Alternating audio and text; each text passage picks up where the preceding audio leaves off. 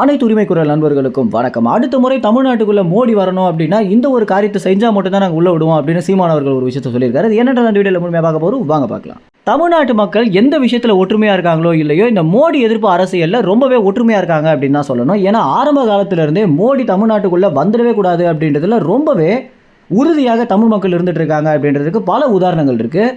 குறிப்பாக ஜெயலலிதா பார்த்தீங்கன்னா 2016 ஜெயிக்கும் போது இந்த மோடி எதிர்ப்பு அரசியலை முன் வச்சு மட்டும்தான் அவங்க ஆட்சியே பிடிச்சாங்க அப்படின்னு நம்ம அனைவருக்குமே தெரிஞ்சிருக்கோம்.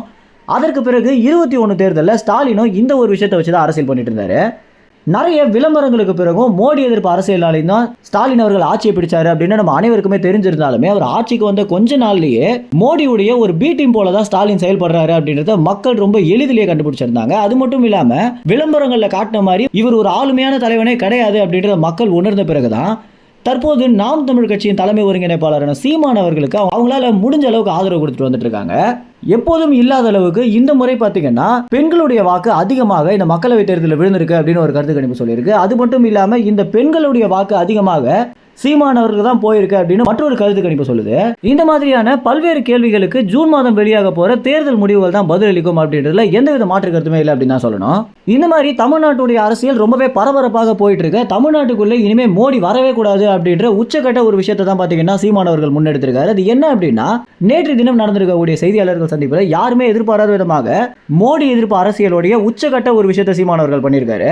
தமிழ்நாட்டுக்குள்ள இனிமே மோடி வரணும் அப்படின்னா நாம் தமிழ் கட்சியில் இருக்கக்கூடிய ஏதாவது ஒரு நிர்வாகியோட விவாதம் பண்றதுக்கு தயாரா அப்படின்னும், தமிழ்நாட்டுடைய பிரதமராக இருக்கக்கூடியவர் ஒரு பிரஸ் மீட்ல யாருமே கேட்கிற கேள்வி கூட பதில் சொல்ல அப்படின்னா அவருக்கு எந்த அளவுக்கு அறிவு இருக்கு அப்படின்றத நம்ம எப்படி தெரிஞ்சுக்க முடியும் அப்படின்னு ஒவ்வொரு தொலைக்காட்சிகளையும் தொலைக்காட்சியில வேலை செய்யக்கூடிய நெறியாளர்களையும் பாத்தீங்கன்னா உசுப்பேத்துற விதமாக தான் சீமான் அவர்களுடைய இந்த ஒரு கேள்வி அமைஞ்சிருக்கு. ஏன்னா உண்மையிலேயே மோடி அவர்கள் பாத்தீங்கன்னா அவர் என்ன நினைக்கிறாரோ அதை மட்டும் தான் மேடைகள்லயோ இல்ல பிரஸ் மீட்லயோ பேசிட்டு வந்துட்டு இருக்காரு. நெறியாளர்கள் கேட்கக்கூடிய கேள்விகளுக்கு பதில் அளிக்கிறத வச்சுதான் உண்மையிலேயே மோடிக்கு எந்த அளவுக்கு அறிவு இருக்கு அப்படின்றத நம்ம உணர முடியும் அப்படின்னும், இதற்கு அவருக்கு துணிச்சல் இல்லை அப்படின்னா என்னோட வந்து விவாதம் பண்ண சொல்லுங்க, இதுலயாவது ஜெயிக்கிறாரா பார்க்கலாம் அப்படின்னு சீமான் அவர்கள் பாத்தீங்கன்னா நேரடியாகவே மோடியோ இல்ல பாஜக கட்சியில் இருக்கக்கூடிய நிர்வாகிகளையோ பேச்சுவார்த்தைக்கு அழைச்சிருக்காரு. தமிழ்நாட்டு பாஜக தலைவரான அண்ணாமலையே சீமானோட பேச்சுவார்த்தைக்கு தயாராக இல்லாத போது ஒரு பிரதமர் எப்படி பேச்சுவார்த்தைக்கு வருவாரு அப்படின்னு நிறைய மக்கள் பாத்தீங்கன்னா பாஜக கட்சியை கடுமையாக விமர்சிச்சுட்டு வந்துட்டு இருக்காங்க. அது மட்டும் இல்லாம பாஜக கட்சி ஒரு அறிவே இல்லாத அரசியல் கட்சி அப்படின்னு விமர்சிக்கிறாங்க. இந்த ஒரு தகவல் குறித்து என்ன நினைக்கிறீங்க அப்படின்னு அடுத்தபடியாக மோடியிடம் இந்த ஒரு சீமானின் கேள்வி சென்றடையுமா அப்படின்றது உங்க கமெண்ட்ஸ்ல தெரிவிங்க. நன்றி, வணக்கம்.